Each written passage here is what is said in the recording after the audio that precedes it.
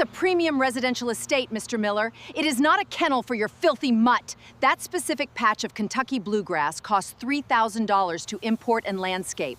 I am fining you $500, effective immediately. I will personally call animal control to have it dragged away and put... The morning air was crisp and completely silent, save for the shrill, echoing voice of Evelyn Sinclair. Evelyn was the president of the Whispering Pines Homeowners Association, a title she wielded with the ruthless, tyrannical grip of a dictator.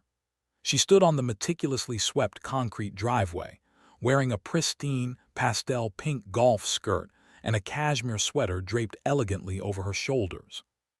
Heavy diamond rings weighed down her fingers, catching the morning sunlight as she aggressively waved a pink citation clipboard. Her face, a rigid mask of expensive cosmetic procedures, was twisted in an expression of pure, unadulterated entitlement and disgust. Standing opposite her was David Miller. The contrast between the two was sharp enough to cut glass. David was 32 years old, but the harsh, deep-set lines around his eyes and the graying hair at his temples made him look at least 10 years older. He wore a faded, olive-drab military surplus jacket, the fabric frayed at the cuffs, and a pair of worn-out denim jeans. David was a former Marine who had served 3 grueling combat tours. He had survived the explosions and the ambush firefights, returning home with physical scars that traced his arms and back. But the physical scars were nothing compared to the invisible ones. David suffered from severe post-traumatic stress disorder. The war had followed him home, locking him inside a mind that constantly told him he was still in imminent danger. The sudden slam of a car door, the flash of a bright light, or even a raised voice was enough to send his nervous system into absolute overdrive. He lived a completely isolated, quiet life, terrified of his own mind. His only lifeline to reality, his only source of safety in a terrifying world, was sitting perfectly still beside him. Ranger was a massive, incredibly gentle German shepherd. He wore a bright red, heavy-duty harness clearly marked with the bold white letters, Medical Alert Service Dog, Do Not Disturb. Ranger was not a pet, he was a highly trained lifeline. "Mrs. Sinclair, please," David said, his voice trembling slightly as he desperately tried to keep his breathing under control. He looked down at the $500 fine fluttering in Evelyn's hand. To her, it was pocket change. To David, living on a fixed disability stipend, it meant not eating for the next 2 weeks. Ranger is a certified medical animal. I was just walking him to the designated relief area. Another neighbor's sprinkler turned on and it startled me. I stepped onto the grass and he just followed me to keep me steady. It won't happen again. "I do not care about your excuses, and I do not care about your little vest," Evelyn sneered, stepping aggressively into his personal space, completely ignoring the fact that David was beginning to hyperventilate. "You have been a stain on this neighborhood since you moved in. Your house paint is the wrong shade of beige, your truck is an eyesore, and now you are letting a dangerous animal roam free. You are dragging down the property values for the civilized people who actually belong here." As Evelyn's voice grew louder and more aggressive, David's chest tightened painfully. The ringing in his ears, a remnant of artillery fire, began to drown out the morning birds. His hands started to shake uncontrollably. Sensing the immediate spike in his handler's heart rate and cortisol levels, Ranger sprang into action. The German shepherd stepped forward, placing his heavy body directly between David and Evelyn. Ranger didn't growl. He didn't bare his teeth. He calmly and firmly pressed his weight against David's shins, executing a flawless deep-pressure therapy maneuver to ground the veteran. Evelyn gasped dramatically, jumping back as if she had just been attacked. "Look at it. It's aggressive, it's attacking me." "He's just doing his job," David pleaded, dropping to one knee to wrap his trembling arms around Ranger's thick neck, burying his face in the dog's fur to anchor himself to the present moment. "He's protecting me. I am reporting you to the board." Evelyn shrieked, throwing the $500 citation directly at David. It fluttered and landed in the dirt next to his boots. You pay that fine by tomorrow, or I will initiate foreclosure proceedings on your house. We don't want your kind here." She turned on her heel and marched away, her expensive golf shoes clicking sharply against the pavement. David stayed on his knees, holding his dog, utterly broken by a society he had sacrificed his youth to protect.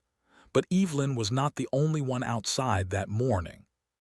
Directly across the immaculate asphalt street, standing behind a perfectly trimmed row of hedges, a man was silently watching the entire exchange.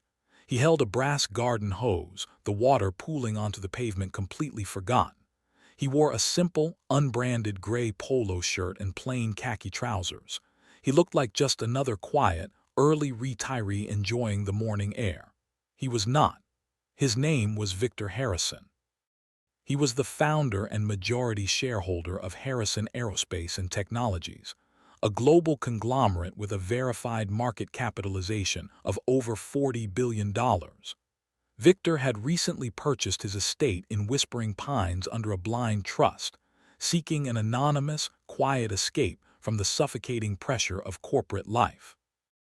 As Victor watched Evelyn Sinclair humiliate the traumatized Marine, his grip on the brass hose nozzle tightened until his knuckles turned completely white.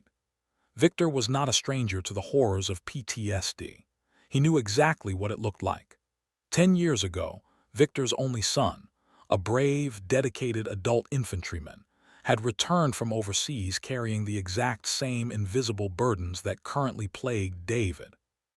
Despite Victor's immense wealth, he had not understood the terrifying depth of his son's trauma until it was too late. His son had been turned away, misunderstood, and marginalized by a callous society. Ultimately, the young man lost his battle with the invisible wounds of war, passing away in a quiet hospital room. It was a permanent, agonizing void in the billionaire's chest. Standing over his son's grave, Victor had sworn an absolute, unbreakable oath that he would never again stand by while a veteran was discarded or abused.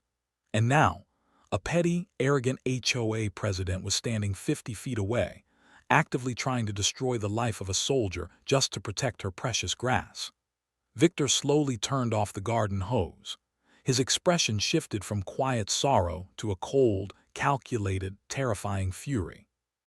Evelyn Sinclair marched back into her pristine home, entirely convinced of her own absolute supremacy. She believed she had just asserted dominance over a helpless outcast.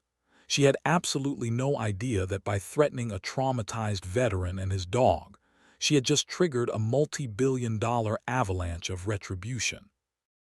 In less than 24 hours, the arrogant HOA president would realize that she had not just picked a fight with a poor soldier. She had picked a fight with a god of industry, and her fake, pastel-colored empire was about to be burned completely to the ground. The $500 citation fluttered in the morning breeze, finally coming to rest against the worn rubber sole of David's combat boot. He remained on one knee on the concrete driveway, his fingers buried deep in Ranger's thick fur. The German shepherd's steady heartbeat was the only thing tethering the veteran to reality, pulling him back from the deafening, phantom echoes of a war that had ended years ago. But Evelyn Sinclair was not finished. For a woman whose entire existence revolved around manicured lawns, neighborhood gossip, and the petty enforcement of draconian bylaws, simply issuing a fine was not enough. She needed total submission. She needed to break him. Less than 10 minutes after her initial outburst, the sharp, rhythmic clicking of her golf shoes echoed down the pavement once again. David flinched, his shoulders tensing as he looked up. Evelyn marched back onto his driveway, clutching a stiff, red-stamped manila envelope. She didn't look like a neighbor, she looked like an executioner.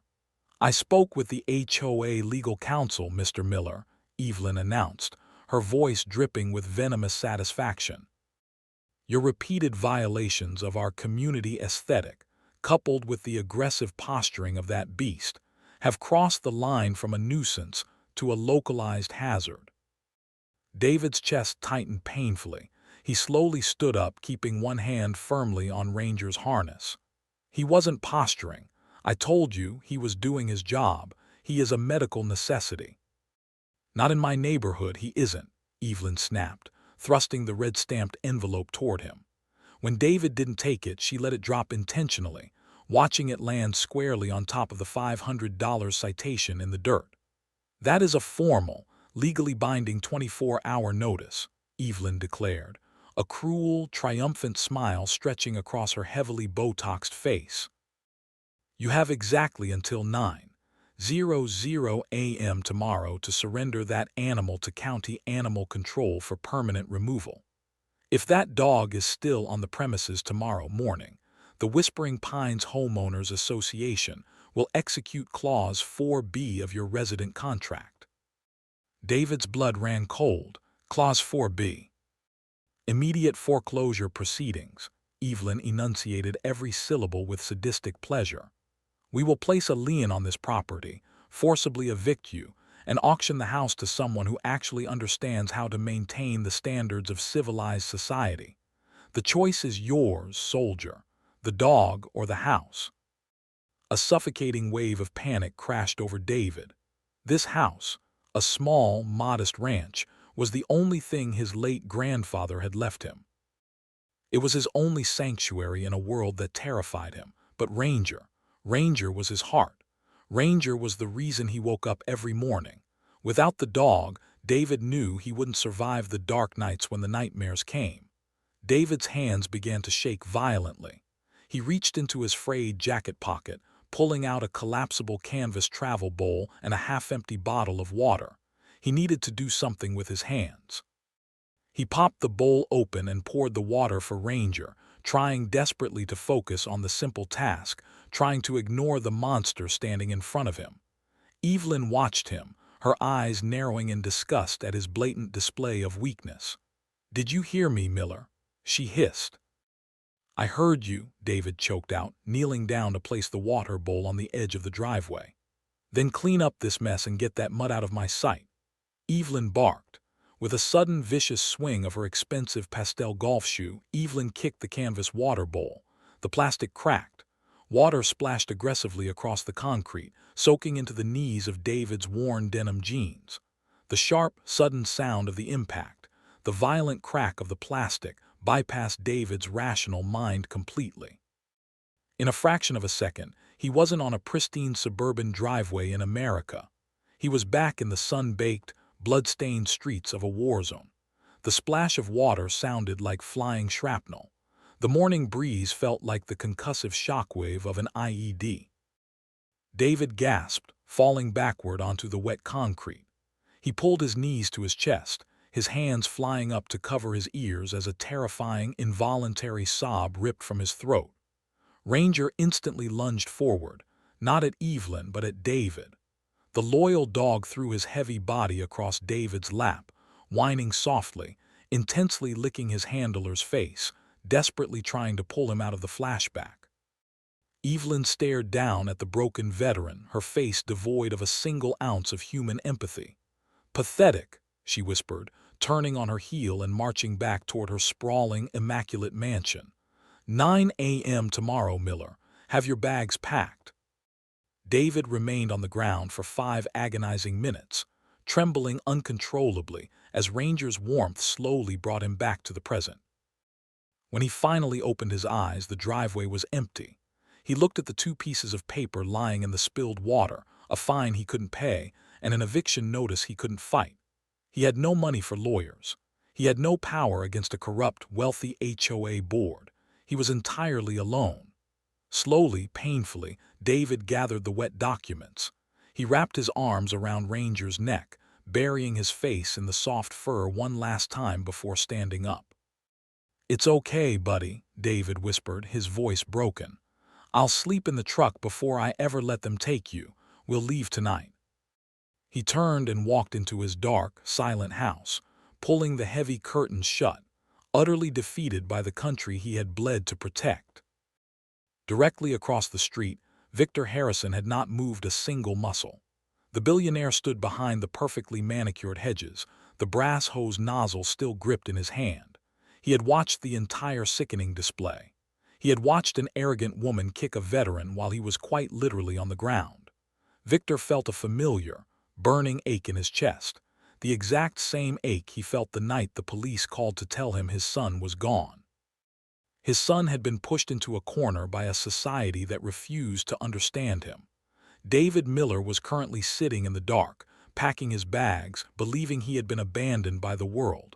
Not this time, Victor thought, his eyes narrowing into cold, predatory slits. Never again. Victor turned and walked up his own driveway, entering his massive, climate-controlled garage. It was a space larger than most houses, filled with a pristine collection of vintage Aston Martins and Ferraris, a quiet testament to a wealth that Evelyn Sinclair couldn't even begin to comprehend. He walked past the millions of dollars in chrome and steel and stopped at a heavy steel workbench. From a locked biometric drawer, Victor pulled out a sleek matte black satellite phone, highly encrypted and completely untraceable. He dialed a single number. It rang exactly once. "Mr. Harrison," a crisp, professional voice answered. It was Elias, Victor's chief operating officer and personal fixer, a man who commanded an army of corporate lawyers and forensic accountants. "Elias," Victor said, his voice entirely devoid of warmth, "I need you to pull the corporate registry for the Whispering Pines Homeowners Association." "Consider it done, sir. Are we looking for a specific individual?" "Evelyn Sinclair. She is the president," Victor stated coldly. "But I don't want to just sue her, Elias. I want the ground she stands on. Find out who manages the HOA. Find the parent property management company that oversees this subdivision." There was a brief pause, followed by the rapid clacking of a mechanical keyboard on the other end of the line. "Got it," Elias replied smoothly. "Oak Leaf Property Management. They are a mid-tier regional firm. They hold the operational contracts for Whispering Pines and 6 other gated communities in the county. They are currently valued at roughly $42 million. Victor stared at the dark, drawn curtains of David's house across the street. He thought about the red-stamped envelope lying in the dirt. "Buy them," Victor commanded, the absolute finality in his tone echoing off the garage walls. "I want a hostile, all-cash acquisition initiated immediately. Bypass the board of directors.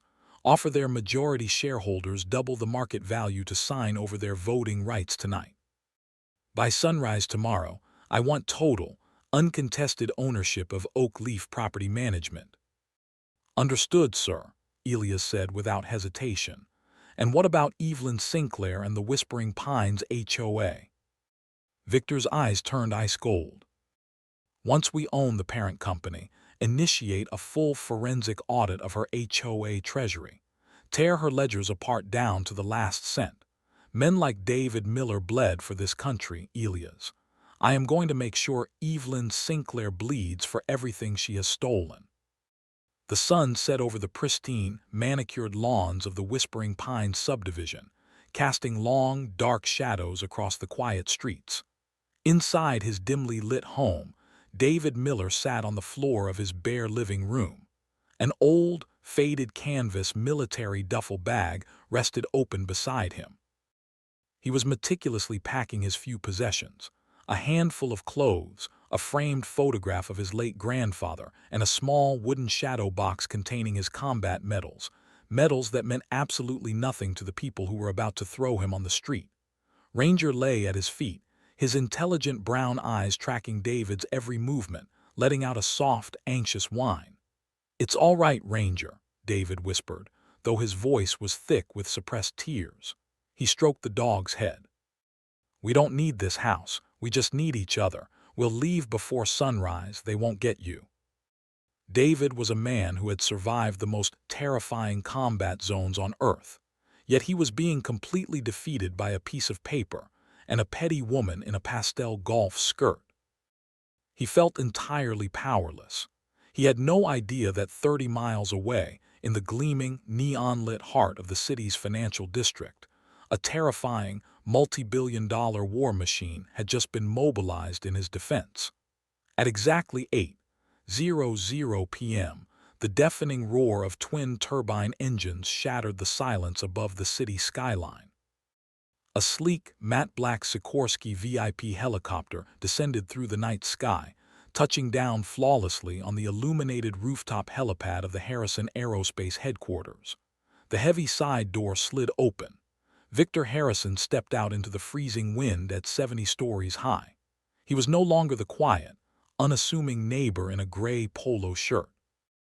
He was dressed in a razor-sharp, bespoke dark suit, his silver hair perfectly swept back, his eyes radiating a cold, lethal authority.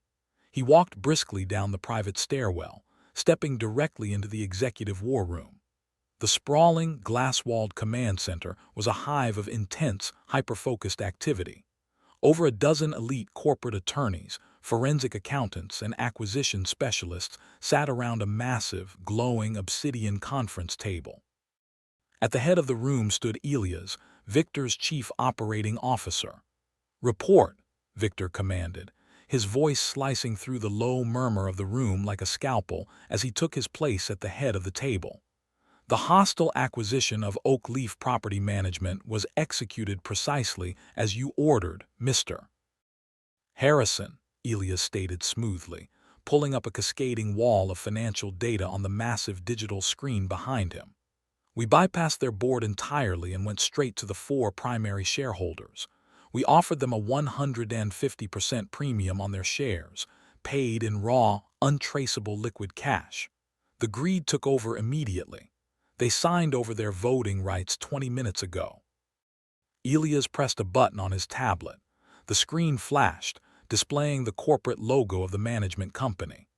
As of 8:15 p.m., Harrison Aerospace Holdings officially owns a 92% controlling stake in Oak Leaf Property Management, Elias confirmed. "You are now the supreme administrative authority over the Whispering Pines Homeowners Association. You own the streets, you own the gates, and you own the contracts." Victor did not smile. Total victory was merely the first step, and the audit. A woman in a sharp, tailored blazer stood up from her laptop. It was Sarah, the head of Victor's forensic accounting division, a woman who could find a missing dollar in a Billionaire's tax return from a decade ago. "It took us less than an hour to break through their pathetic, outdated encryption, sir," Sarah said, pushing her glasses up the bridge of her nose. Her expression was laced with professional disgust. "Evelyn Sinclair is not just an arrogant bully, she is a systemic thief." The digital screen shifted, projecting a highly detailed, sprawling web of bank transfers, fake invoices, and offshore LLCs. "For the past 3 years, Mrs. Sinclair has possessed sole signatory power over the Whispering Pines HOA treasury," Sarah explained, using a laser pointer to highlight a series of massive cash withdrawals.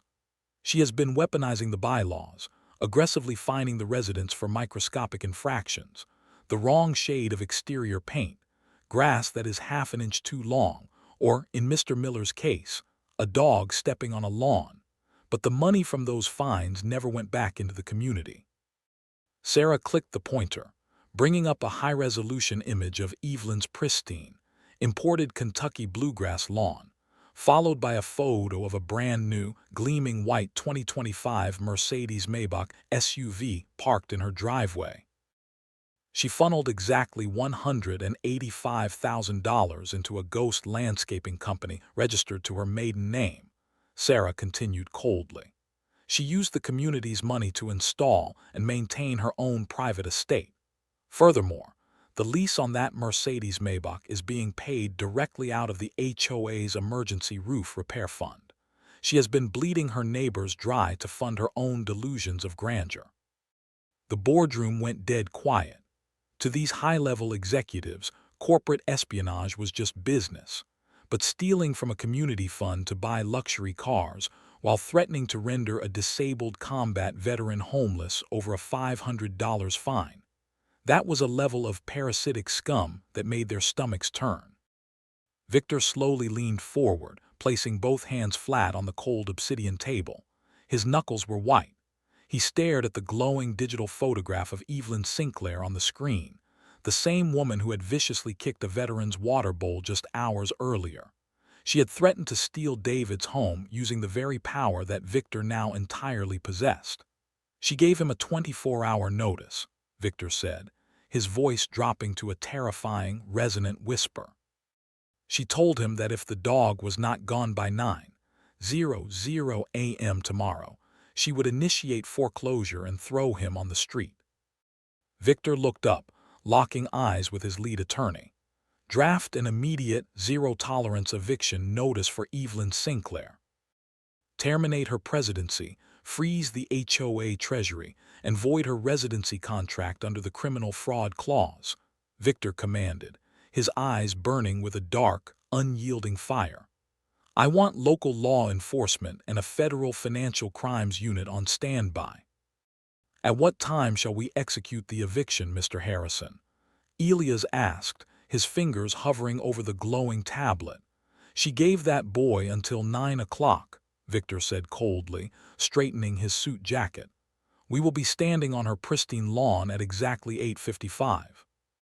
The next morning dawned bright and beautiful over the Whispering Pines subdivision. The sky was a flawless, vibrant blue, and the air smelled of blooming jasmine and freshly cut grass. It was a picture-perfect suburban paradise, entirely oblivious to the multi-billion-dollar corporate storm rapidly converging on its quiet streets. At 8:30 a.m., Evelyn Sinclair was holding court on the sprawling, imported stone patio of her backyard. She wore a flowing, designer silk morning gown and rested her diamond-adorned hands gracefully on a wrought-iron table. Seated around her were 3 other women, the loyal, equally wealthy, and equally abhorrent members of the HOA board. They were sipping expensive mimosas and picking at a tower of imported French pastries, basking in the intoxicating glow of their own manufactured power. I am telling you, ladies, it was the most pathetic thing I have ever seen, Evelyn laughed, taking a delicate sip of her champagne. Her eyes glittered with sadistic triumph. He literally dropped to his knees and started crying on the concrete, over a dog, a grown man, supposedly a soldier, weeping like a toddler. Barbara, the HOA treasurer, chuckled maliciously, adjusting her designer sunglasses. Well, what did you expect, Evelyn? These people come back from the desert entirely unhinged. They don't belong in civilized society. Did you actually give him the foreclosure notice? Oh, absolutely, Evelyn beamed, waving her hand dismissively. I gave him until 9 o'clock this morning to get rid of the beast, but I saw him packing his rusted-out pickup truck an hour ago. The coward is running. By noon, I will have the locks changed, the property seized, and that ugly little house will be on the market. We can finally get some decent neighbors. And the Community Emergency Fund? Asked Linda, the HOA secretary, her voice dropping to a conspiratorial whisper. If we sell his house, that's quite a large injection of capital. Don't you worry about the fund, Linda, Evelyn smiled wickedly, glancing over her shoulder at the gleaming white 2025 Mercedes-Maybach SUV parked in her driveway. I think the board has worked incredibly hard this quarter. We deserve a reward. Once the Veterans House clears escrow, I am authorizing a leadership retreat for all of us to Aspen. First-class flights, 5-star spa, all paid for by the Whispering Pines treasury. The women raised their crystal glasses in a toast, giggling at their own brilliant corruption. They were entirely convinced that they were the absolute rulers of their pristine, gated kingdom. They believed they were untouchable. Evelyn glanced at her diamond-encrusted Rolex. It was 8:50 a.m. Almost time, she purred, standing up and smoothing her silk gown. I think I will walk across the street and personally ensure that Mr. Miller and his filthy animal have vacated my neighborhood. But before Evelyn could take a single step toward the edge of her patio, the peaceful morning ambience was abruptly shattered. It started as a low, sustained vibration, a deep, resonant hum that seemed to rattle the very foundation of the patio. The crystal mimosa glasses vibrated, clinking softly against the wrought iron table. The imported Kentucky bluegrass seemed to tremble. Evelyn frowned, looking up at the sky, expecting to see a low-flying commercial jet, but the sound wasn't coming from above. It was coming from the street. The heavy, synchronized roar of massive, hyper-engineered engines echoed through the quiet cul-de-sac. "What on earth is that noise?" Barbara gasped, clutching her chest. "Are those construction vehicles? Did someone authorize construction on a weekend?"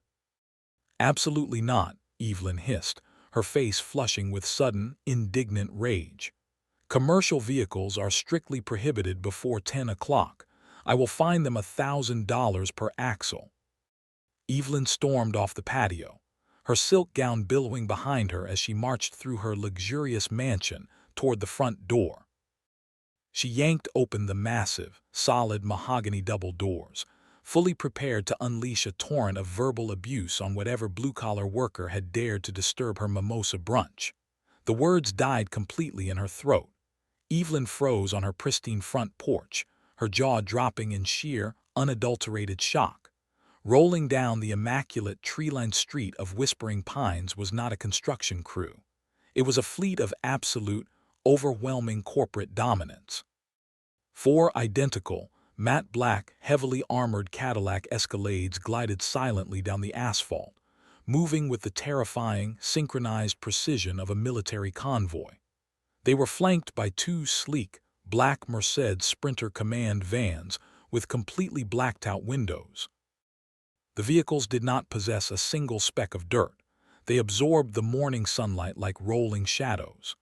Evelyn watched in paralyzed disbelief as the massive fleet did not drive past her house. Instead, they converged directly upon it. The lead Escalade abruptly turned its heavy wheels, mounting the curb and parking horizontally across the base of Evelyn's driveway, completely blocking the exit. The second Escalade pulled in aggressively right behind it, stopping a mere 2 inches from the rear bumper of Evelyn's pristine, stolen-fund Mercedes Maybach, effectively boxing the luxury vehicle in against the closed garage doors. The remaining vehicles fanned out, forming an impenetrable steel barricade along the front of her property, their heavy tires completely crushing the edges of her precious $3,000 Kentucky bluegrass.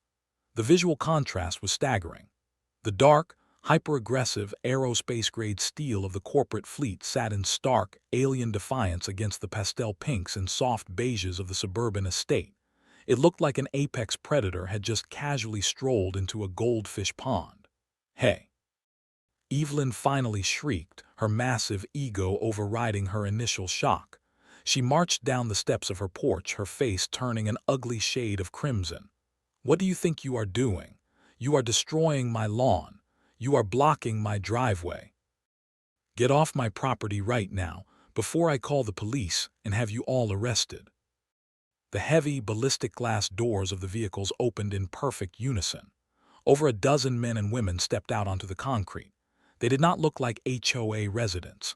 They did not look like delivery drivers. They were dressed in immaculate, bespoke dark suits, wearing discreet earpieces and holding thick, leather-bound legal portfolios.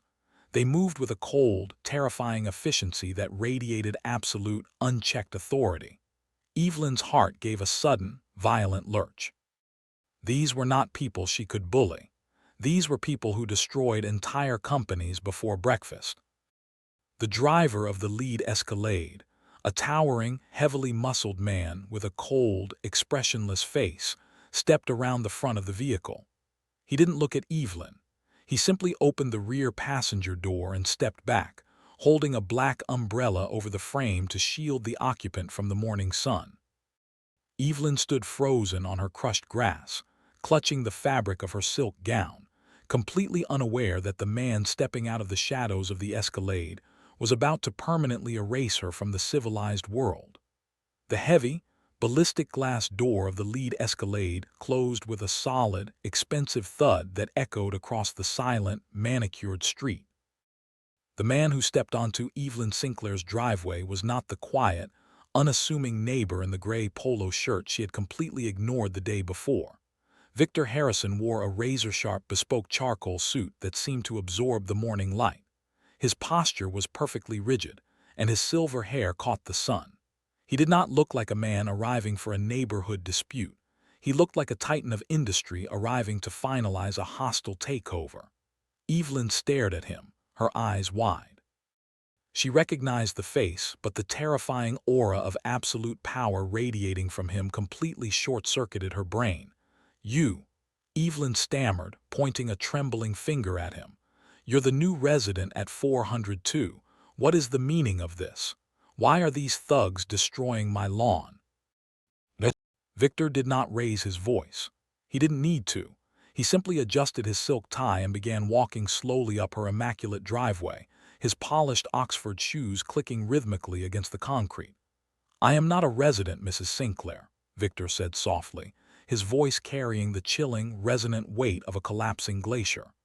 "As of 8:15 p.m. last night, I am the supreme administrative authority of this entire subdivision." Evelyn let out a harsh, hysterical laugh, desperately trying to cling to the illusion of her power. "You are insane. I am the president of the Whispering Pines Homeowners Association. I control this subdivision. I answer to the Oak Leaf Property Management Board, not you." Victor stopped 10 feet away from her. He gave a subtle, almost imperceptible nod. From the phalanx of corporate operatives, a sharp, fiercely intelligent lead attorney named Elias stepped forward. He did not speak to Evelyn. He didn't even acknowledge her existence as a human being. Elias simply raised a thick, red-stamped legal portfolio and slammed it down onto the hood of Evelyn's pristine Mercedes Maybach with a deafening crack. "Evelyn Sinclair," Elias began, his voice projecting clearly across the lawn, loud enough for the terrified HOA board members hiding on the patio to hear every word. "Last night, Harrison Aerospace Holdings initiated a hostile, zero-hour acquisition of Oak Leaf Property Management.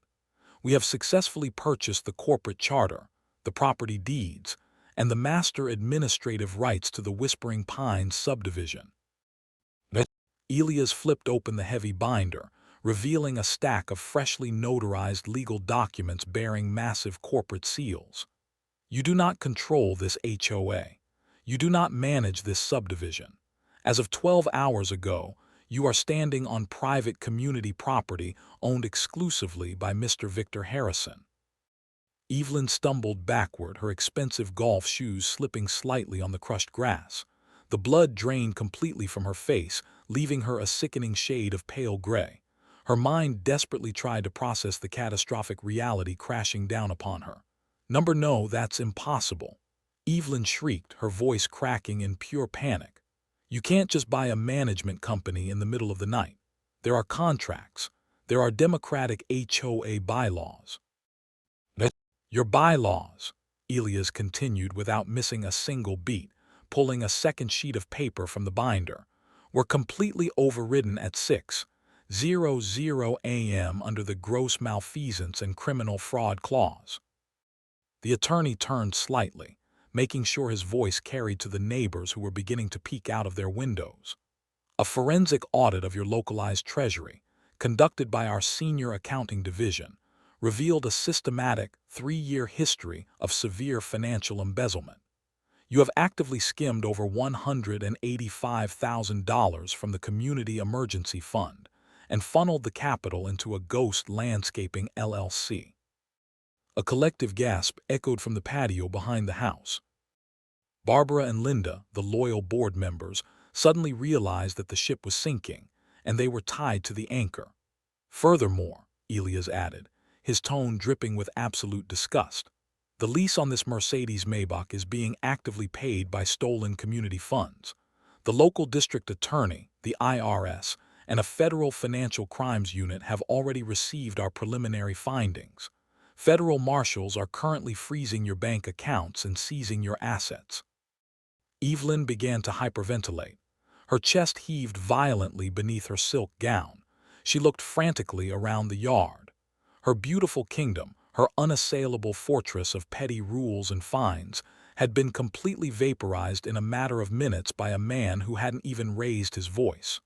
"You can't do this." Evelyn screamed, tears of absolute, humiliated rage streaming down her heavily made-up face. "This is my house. I own this property." Victor took one slow, deliberate step forward, entirely closing the distance between them. The temperature on the driveway seemed to plummet by 10 degrees.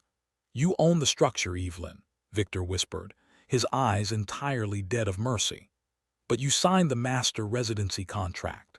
Clause 4B, the exact clause you tried to weaponize against a disabled combat veteran this morning." Evelyn's breath hitched. The memory of the red-stamped envelope she had dropped in the dirt at David's feet flashed vividly in her mind. "As the supreme authority of this HOA, I am executing Clause 4B, Victor stated coldly. "You have committed a severe criminal felony on community grounds. Your residency contract is instantly voided. We are placing an immediate multi-million-dollar lien on this property to recover the stolen funds. You have exactly 24 hours to vacate the premises, or we will physically drag you out and auction this house to someone who actually understands how to belong in civilized society." Victor slowly reached into his bespoke suit jacket. He did not pull out a weapon. He pulled out a single red-stamped manila envelope. He didn't hand it to her. He intentionally let it drop, watching it flutter to the concrete, landing squarely on the toe of her expensive golf shoe. "9 a.m. tomorrow, Evelyn," Victor said, repeating her own venomous words back to her with devastating precision. "Have your bags packed." The utter, crushing reality of her total destruction finally broke Evelyn's mind. The fake, pastel-colored illusion of her superiority was completely shattered. She realized she was not just fired from the board. She was going to federal prison, and she was going to be homeless. With a guttural, desperate scream that sounded less human and more like a cornered animal, Evelyn Sinclair completely lost her mind. She spun around, her eyes locking onto the heavy, wrought-iron golf club resting near the front porch stairs, a prop she used to practice her swing on her expensive grass. She vaulted toward it, her manicured hands aggressively grabbing the cold steel shaft. She wasn't going to let this billionaire take her kingdom. The heavy, cold steel of the wrought-iron golf club felt entirely alien in Evelyn Sinclair's trembling hands. For years, she had only used it to practice her elegant country club swing on the weekends. Now, her mind completely fractured by the sudden, catastrophic destruction of her wealth and freedom, the club became a desperate, lethal weapon. "I will destroy those fake documents. You will not take my house." Evelyn shrieked, her voice tearing at the seams, dissolving into a guttural, animalistic roar of pure desperation. She charged directly at Elias, the lead attorney holding the red-stamped portfolio, raising the heavy iron club high above her head. She fully intended to smash the legal binder to pieces and cave the lawyer's skull in, operating on the hysterical, delusional belief that destroying the physical paper would somehow stop the multi-billion-dollar corporate machine that had just swallowed her alive. Victor Harrison did not flinch. He did not step backward. He watched her incoming assault with the cold, detached gaze of a man studying a dying insect. He didn't need to move. His absolute defense was already in motion. The transition from a quiet suburban confrontation to a devastating, high-kinetic tactical takedown happened in a fraction of a second.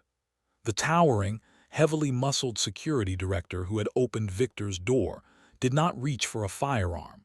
He did not brace for a messy, chaotic brawl. He executed his duty with a terrifying, calibrated fluidity that belonged on an elite military training ground, not a pastel driveway. As Evelyn brought the heavy iron club swinging downward in a wild, lethal arc, the operative seamlessly slipped inside her guard. The movement was a blur of calculated kinetic energy. He raised his left forearm, executing a sharp, concussive block that intercepted the steel shaft of the club just inches before it could strike Elias. The impact made a dull, heavy clack, stopping the weapon completely dead in its tracks. Before Evelyn could even process the parry, the operative's right hand shot forward, securing a vice-like grip on her wrist. Using Evelyn's own aggressive, hysterical momentum entirely against her, the operative pivoted sharply on his heel. He twisted her trapped arm outward in a smooth, agonizing arc, forcing her fingers to instantly spring open. The golf club clattered loudly onto the pristine concrete, rolling harmlessly toward the gutter. In one continuous, unbroken motion, the security director stepped behind her, sweeping his heavy tactical boot directly behind Evelyn's knees and violently shoving downward. Evelyn's center of gravity completely vanished. She crashed hard onto the ground, not on the concrete, but directly onto the $3,000 imported Kentucky bluegrass she had relentlessly terrorized a disabled veteran over. The impact knocked the wind entirely out of her lungs, replacing her furious, entitled scream with a pathetic, wheezing gasp. Before she could even attempt to struggle, the operative dropped a heavy knee directly between her shoulder blades, pinning her flat against the dirt. With lightning speed, he yanked both of her arms behind her back, securing her wrists tightly with thick, industrial-grade zip ties. The entire scuffle lasted less than 4 seconds. There was absolutely no blood drawn, no bones broken, just a flawless, total neutralization of a threat. Evelyn lay pinned to the earth, her expensive designer silk morning gown instantly ruined, stained with wet mud and crushed green grass. She squirmed pathetically against the unyielding, crushing weight of the security operative, her heavily made-up face pressed directly into the dirt. "Let me go." Evelyn wept, her massive ego entirely shattered, replaced by the crushing, humiliating reality of her physical restraint. "Barbara, Linda, call the police. Call 911, they are attacking me." She twisted her neck, looking desperately toward her sprawling stone patio, begging her loyal HOA board members for salvation. But Barbara and Linda were not calling the police. They were not running to help her.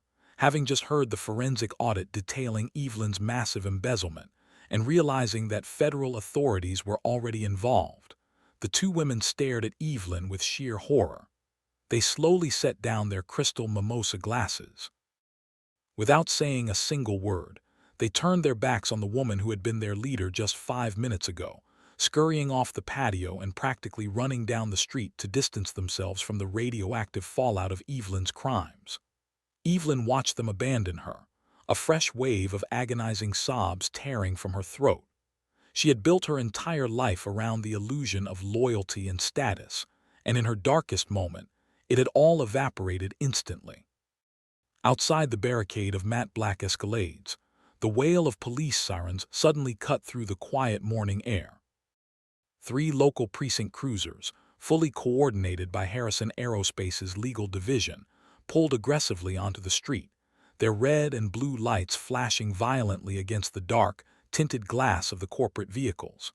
Following closely behind them was a plain black sedan bearing federal government plates, the Financial Crimes Unit. Half a dozen uniformed officers and 2 federal agents rushed onto the lawn. They did not question Victor or his men. They walked straight over to the subdued, sobbing woman on the grass. The security operative stepped back, allowing the officers to haul Evelyn roughly to her feet. The zip ties were swiftly replaced by the heavy, cold, undeniable steel of police handcuffs. "Evelyn Sinclair," the lead federal agent stated, his voice devoid of any sympathy as he looked at the ruined, grass-stained woman. "You are under arrest for multiple counts of grand larceny, wire fraud, embezzlement of community funds, and attempted assault. You have the right to remain silent. Anything you say can and will be used against you in a court of law." Neighbors were now stepping out of their houses in bathrobes and slippers, drawn by the sirens and the shouting. People who had lived in fear of Evelyn's pink citation clipboard for years now stood on their porches, watching in stunned, breathless silence as the tyrant of Whispering Pines was paraded across her own lawn in absolute disgrace. Evelyn tried to hang her head, desperately trying to hide her tear-streaked, humiliated face from the very people she had tormented. As the officers dragged her toward the waiting squad car, a heavy commercial tow truck backed aggressively into the driveway. The driver didn't hesitate. He immediately began hooking heavy steel chains to the front axle of Evelyn's gleaming white, stolen fund Mercedes Maybach. "Number, please." Evelyn whimpered, watching her ultimate symbol of status being lifted roughly off the ground. The door of the police cruiser slammed shut, sealing Evelyn inside the claustrophobic, plastic-lined back seat. Her kingdom was entirely gone. Her freedom was gone. She was going to spend the next decade in a federal penitentiary, completely forgotten by the civilized society she claimed to protect. Victor Harrison stood on the driveway, watching the police cruisers drive away. His expression remained cold, unreadable, and utterly unmoved by her tears. He had promised to burn her fake empire to the ground, and he had delivered. He turned slowly to Elias, his lead attorney. "Secure the property," Victor commanded quietly. "Change every lock on that house, drain the bank accounts, and finalize the transfer of the HOA treasury back into the Community Emergency Fund." "It will be completely finalized within the hour, Mr. Harrison," Elias confirmed, adjusting his glasses. Victor looked away from the sprawling, empty mansion and turned his gaze directly across the street. He stared at the small, faded ranch house with the drawn curtains. The driveway was empty save for an old, rusted pickup truck. The destruction of the villain was complete, but the most important part of Victor's mission had not yet begun. Without waiting for his security detail, the billionaire buttoned his bespoke charcoal suit jacket and began walking across the pristine asphalt, heading straight for the home of the forgotten veteran. It was time to pull a soldier out of the dark. Inside the dimly lit living room of the small ranch house, the air was heavy with the suffocating weight of defeat. The curtains were drawn tight, blocking out the morning sun. David Miller stood in the center of the bare floor, heaving his heavy, olive-drab military duffel bag over his shoulder. The worn canvas scraped against his frayed jacket. At his feet, Ranger let out a low, anxious whine, his tail tucked slightly. The German shepherd could sense the overwhelming surge of cortisol and despair radiating from his handler. "I know, buddy. I know," David whispered, his voice cracking as he knelt to clip a heavy nylon leash onto Ranger's medical harness. "We're leaving. They won't get you, I promise." David took one last look around the house. It wasn't much, just fading beige walls and scratched hardwood floors. But it was the only sanctuary he had left in a world that felt incredibly loud and endlessly hostile. His grandfather had built the porch with his own hands. Now, a woman with a pink clipboard was stealing it away because David's trauma was considered a neighborhood nuisance. He swallowed the bitter lump in his throat, tightening his grip on the leash. He was ready to walk out the back door, load Ranger into his rusted pickup truck, and disappear into the wilderness before the HOA could serve the final eviction papers. Suddenly, a firm, steady knock echoed from the front door. David froze. His heart rate instantly spiked, the phantom ringing in his ears returning with a vengeance. It was 9:05 a.m. Evelyn Sinclair was early. She had brought the authorities to take his dog. A cold, defensive panic gripped the veteran. He instinctively stepped in front of Ranger, shielding the animal with his own body. Taking a deep, ragged breath, David walked slowly toward the front door. He unlatched the deadbolt, fully prepared to physically fight whoever was standing on the porch to protect his dog. He pulled the door open. Standing on the worn wooden planks of his porch was not Evelyn Sinclair. It was not animal control. It was the quiet neighbor from across the street. But he was no longer wearing a gray polo shirt and holding a garden hose. The man standing before David was dressed in a breathtakingly sharp, bespoke charcoal suit. He stood completely alone, without a security detail, radiating an aura of profound, quiet authority. "Mr. Miller," Victor Harrison said, his voice low, steady, and laced with absolute respect. He did not step inside uninvited. He remained on the porch, treating David's threshold with the reverence of sacred ground. David blinked, entirely confused, his defensive posture faltering. You're the guy from across the street. Listen, if you're here about the dog or the HOA fine, I'm already leaving. You don't have to call anyone." "Evelyn Sinclair is not going to fine you ever again, David," Victor said softly, looking the veteran directly in the eye. "She is currently in the back of a federal squad car, facing a decade in prison for grand larceny, and the Whispering Pines Homeowners Association has been permanently dismantled." David stared at him, his mind completely failing to process the words.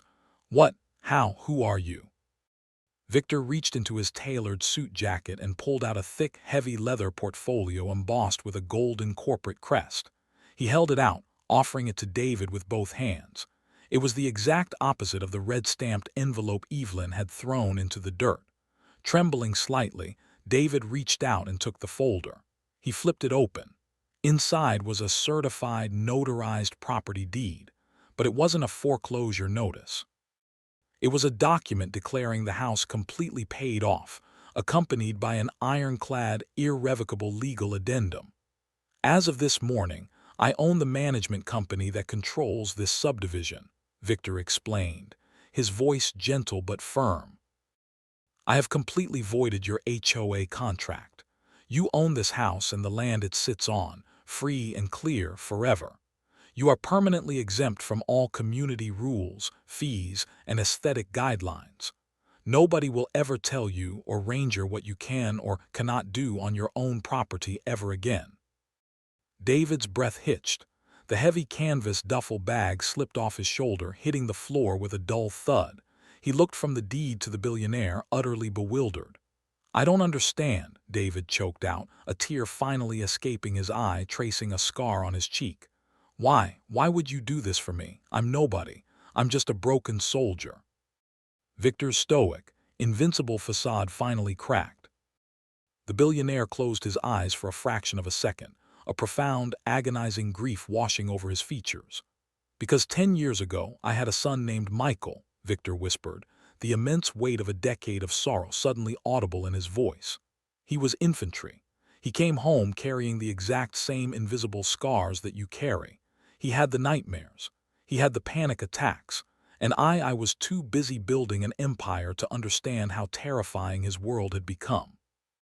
Victor stepped closer, his eyes locking onto David's with a raw, desperate sincerity. Society looked at my son and saw a nuisance. They marginalized him. They pushed him into a corner until he felt he had no other option but to leave this world entirely, Victor said, his voice trembling slightly. When I stood by my hedges yesterday and watched that arrogant woman kick your dog's water bowl, I saw the world kicking my son. I swore on Michael's grave that I would never, ever stand blindly by while a soldier was discarded again. David began to weep silently, the walls of his isolation completely shattering. Ranger pushed past David's legs, stepping out onto the porch and gently nudging his wet nose against Victor's hand. The billionaire slowly knelt down, heedless of his $10,000 suit, and buried his hands in the German shepherd's thick fur. Victor looked up at David, pulling a second document from the leather portfolio. I didn't just come here to give you a house, David. I came here to give you a mission, Victor said, his eyes burning with renewed purpose. Next month, Harrison Aerospace is launching the Michael Harrison Veterans Support Foundation. It is a multi-million-dollar initiative dedicated to providing fully trained medical service dogs and specialized mental health care to combat veterans entirely free of charge. Victor stood back up, holding out his hand to the broken Marine. I have the money, David, but I do not have the experience. I need a director who understands exactly what it feels like to be in the dark. I need someone who knows how a dog like Ranger can save a human life. I need you. The crushing, invisible weight of David's trauma, the suffocating belief that he was useless and forgotten, vanished into the morning air. He was no longer a discarded outcast. He had a purpose. He had a brother in arms. David dropped the leather folder. He stepped forward and wrapped his arms around the billionaire in a sudden, overwhelming embrace, sobbing into the shoulder of the bespoke suit. Victor returned the embrace tightly, holding onto the veteran as if he were his own son. For the first time in 10 years, the terrifying void in the billionaire's chest finally felt a measure of peace. And that, friends, is the true cost of arrogance and the profound power of empathy. Evelyn Sinclair believed that a pristine lawn was more valuable than a human soul, and it cost her her entire kingdom. Victor Harrison used his unimaginable power not to conquer, but to heal the invisible wounds of a man who had sacrificed everything. Never forget to honor those who have bled for your freedom, and never underestimate the absolute devastation that awaits those who prey on the vulnerable.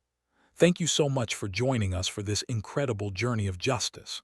If this story moved you, please smash that like button, subscribe to A Large U, and let us know your thoughts in the comments below.